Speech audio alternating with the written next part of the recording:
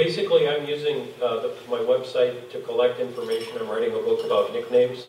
For me, the website as a writer is a place to collect primary data for the book. And so I think that's somewhat of a novel utilization of the internet.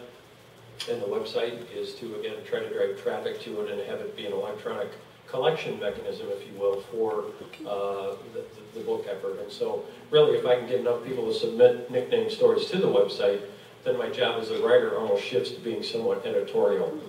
There were comments earlier this morning about taking risks and making yourself vulnerable and putting yourself out there.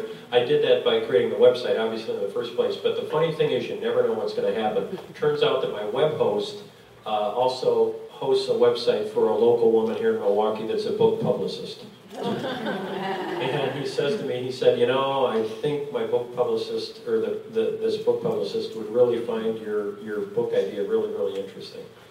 And I'm like, okay, the universe is telling me I got to connect the dots here, right? And so I literally followed up on that lead from my web host who lives up in Cedarburg, and this book publicist is in Mequon.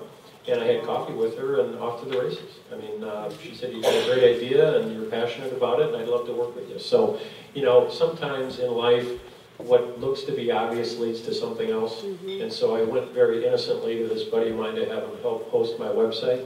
And look what happened. All of a sudden, within 48 hours, I've, you know, followed the breadcrumbs. And all of a sudden, I'm having a cup of coffee with a woman that's a book publicist. And that continues to just happen in my life all the time. So you never know what's going to happen. I've always been fascinated by etymology. And you all know, you better all know what that is. But I also have been always fascinated by people's nicknames. I don't have a nickname. It's not like I'm trying to resolve some childhood trauma. I get that question a lot. My fascination with nicknames really centers around the intimacy of them. Because if you get to know somebody's nickname, you're going to hear a story about their childhood, their family, being on the bottom of the pile at the playground, a sorority, a farm accident, something in the military. I mean, nicknames come from everywhere, every walk of life. And really, it's the intimacy of them, but it's also a book about the power of naming and the power of labels and what a powerful thing vocabulary is in our lives and what a powerful thing words are in our lives.